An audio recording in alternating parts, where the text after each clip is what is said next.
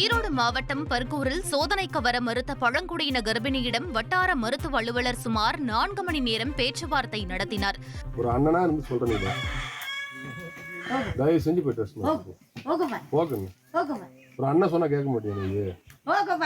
இங்க பாரு, என்ன பாரு, என்ன பாருங்கன்னு, என் மூஞ்ச பாருங்கன்னு, என் மூஞ்ச பார்த்து கொஞ்சம் பாவப்பட்டு நீ வா. ரத்த சோகையால் பாதிக்கப்பட்ட கர்ப்பிணி மல்லிகா 12 முறை மருத்துவ குழுவுக்கு போக்கு காட்டியுள்ளார். இது பற்றிய தகவல் அறிந்த வட்டார மருத்துவ அலுவலர் சக்தி கிருஷ்ணன் கர்ப்பிணியை நேரில் சந்தித்து பேசினார்.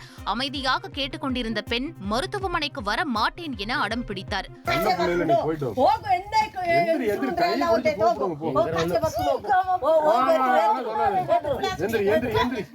ஊட்டச்சத்து குறைபாட்டால் கர்ப்பிணிக்கும் குழந்தைக்கும் ஏற்படும் பாதிப்புகளை பழங்குடியின பெண்ணிடம் எடுத்துக் கூறிய வட்டார மருத்துவ அலுவலர் 2 மணி நேரத்தில் பரிசோதனையை முடித்துவிட்டு வந்துவிடலாம் என சமாதானம் செய்தார்.